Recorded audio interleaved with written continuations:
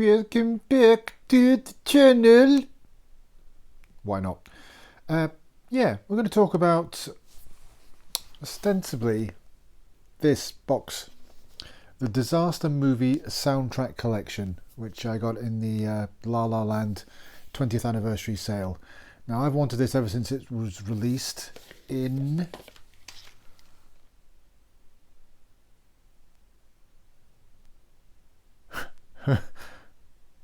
This is all gone tits up. Shall I do a retake of this? Or shall I just keep going? Do you know what? I'm going to keep going. 2019. There we go. Save myself some editing time. Yeah, preparation. If you're going to do YouTube videos, prepare beforehand. That's always a good thing.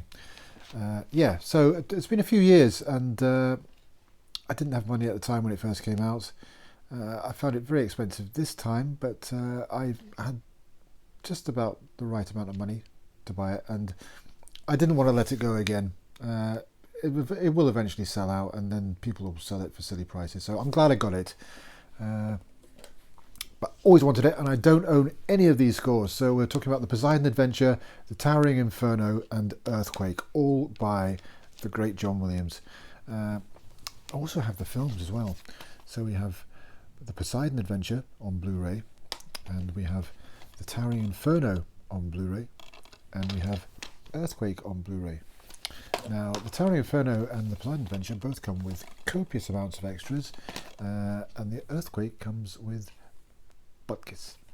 Nothing. Butt kiss? Butt kiss, whatever that word is. Yeah, when my first experience with these films was on TV, like a lot of people. I would love to have seen them on the big screen in the 70s, but I was probably too young. So Poseidon Adventure was, what, 1971, 72? Towering Inferno and Earthquake, I believe, were both 74. So, yeah. Towering Inferno and Poseidon Adventure were both Irwin Allen, and Earthquake was somebody else, Mark Robson. Yeah. So, what I always remember of my first watching of Poseidon Adventure was I just got absolutely swept away by it, to coin a phrase. But you know, when you're a certain age, I was probably about 8 or 9 when I first saw this, and the world just drops away and you're just in that world of the Poseidon for the whole film. So I always remember Shelley Winters, sorry, spoiler alert, Shelley Winters having her heart attack, and just finding that really, really sad. And then the shocker, I can't tell, well, yeah, you've all seen it. Shocker, Gene Hackman dies at the end, alright? He's the star of the film, and they killed him. That just blew my mind when I first saw this. I've got to admit, though, I don't remember liking the music or having an attraction or gravitating towards the music. I think this was before my kind of love of that kind of thing took hold. It was only probably a few years later when I knew who John Williams was because of Star Wars that I took notice. And it is a fabulous score. It's early John Williams, obviously, but I was surprised how kind of dark and downbeat the score is for Poseidon Adventure. Apart from the kind of ominous main title, there's a lot of avant-garde stuff in this score, which is wonderfully remastered on this disc, and it includes the complete film score and loads of additional music. You know, alternates of the main title, that Morning After the song, which is it's all right. Yeah, but if you're a fan of the film and of this, gotta have them. Quality extras on the Blu-ray as well. It's got a commentary by the director Ronald Neame, a commentary by Pamela Sue Martin, Stella Stevens and Carol Lindley, star of the film, and half a dozen kind of featurettes, as they call them. But yeah, and it looks great on Blu-ray, and it's not the best sounding score you'll ever hear, but it's the best it's ever sounded, I think. But I'm not taking away anything from it. It's great. So yeah, Poseidon Adventure. Next up, Towering Inferno. It was years later that I actually saw the Towering Inferno. I don't know why. It didn't really appeal to me. I don't know why. And it wasn't till I was probably about 17 or 18 when I first saw the Towering Inferno. I don't know how it passed me by, but I really enjoyed it. I mean, it's a bit more. Well, they're all soap opera-y in a way, but it's done with gusto, and it's got Steve McQueen and Paul Newman in it, so it's got to be worth watching. But again, this begins with a dynamic John Williams piece of score, with that helicopter flying towards the glass tower, and look at the cast on this as well. Just looking at the back of the box here on the Blu-ray: Paul Newman, Steve McQueen, William Holden, Faye Dunaway, Fred Astaire, Susan Blakely, Richard Chamberlain, O.J. Simpson, Robert Vaughn, Robert Wagner, and a lot of other people. A lot of stuntmen as well. And huge miniatures that they use for this. Kind of, massive miniatures that they set on fire. But yeah, and it's a very long film as well, 2 3/4 hours. La La Land have released the entire film score, loads of additional music, the original 1974 album, and some questionable source music, but it's all there. So you've got over 2.5 hours of music on that disc, over 2 discs, and a fabulous book as well.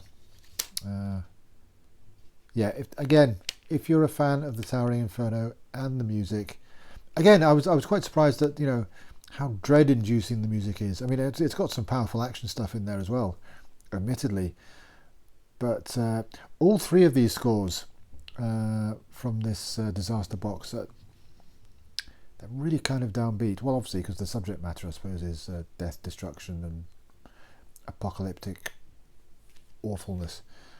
But yeah, again, get the Blu-ray, get this from that box set if you can afford it.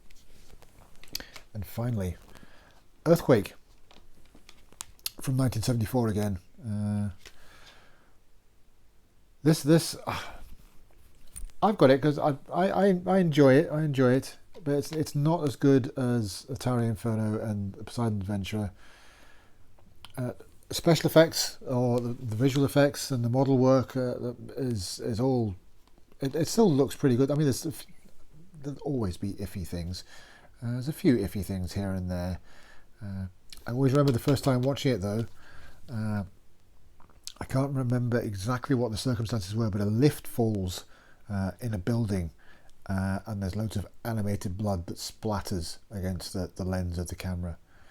It looks a bit crappy now, but that's quite funny actually. But I always remember that, and I always remember Walter Matthau as a drunk in a bar, and yeah, and I always remember a truck of cows, which I always thought was really funny. A truck of cows on a collapsing kind of overpass. Anyway, poor cows. Don't do that to cows. But yeah, as I say, it's not as good as the other 2 films, I don't think. Another bit that I remember as well: Richard Roundtree as the stunt motorcyclist going around doing this loop-the-loop thing, and it's when he's practicing and he falls off it. Again, that just made me howl with laughter. Anyway, the action scenes in it, top notch. Score again by John Williams. A lot of avant-garde stuff, action stuff, and it's pretty dread-inducing. It makes me wonder. I wish John Williams had done more horror stuff, because I think some of this stuff would work well in a horror film, in a horror film context. Yeah, but it's a fabulous set. Some people aren't huge fans of these scores, but I really do like them, and I've always wanted them. Never had them before. I had the Towering Inferno, the kind of 30 6-minute album on a download from iTunes years ago. But I'm just glad to have the whole thing and all the alternates, additional music, and some of the source music is okay. But I'm just glad to have physical copies of these. And the artwork on these is fabulous. The artwork on the Poseidon Adventure is great. The artwork on the Towering Inferno is peculiar. I don't know what they were thinking of for Steve McQueen and Paul Newman. It doesn't really look like them to me, but it's quite striking art. The only thing that lets the side down is the earthquake, which is a bit kind of what? It's not. It's okay. Does it have an alternate? No, it doesn't. But yeah, I'm really glad I got that. It will probably be extortionate prices in the years to come, but I've got it now, and I'm quite happy. So get that if you can afford it. It is quite expensive, but I think it is worth it if you're a John Williams fan, disaster movie fan of these films. And the films themselves, they do look great on Blu-ray. Maybe they'll upgrade to 4K at some point. That would be nice. So, not really a review, just my thoughts on it. But I'm really, really happy that I got this. I'm happy I've got the films. So, yeah, try and get hold of them if you can. Be more from me soon. Still waiting for Rudy from Varese. It's been about 14 years I've been waiting for that now. It feels like that anyway. There's a saga about Tadlow that I don't know what's going on with Tadlow. I ordered the Vikings from Tadlow 2 months ago. Still haven't received it. I've emailed them, I've messaged them. I'm getting no replies back. I'll find out what's happening. But anyway, that's it for now. Buy these. That's it. Good day.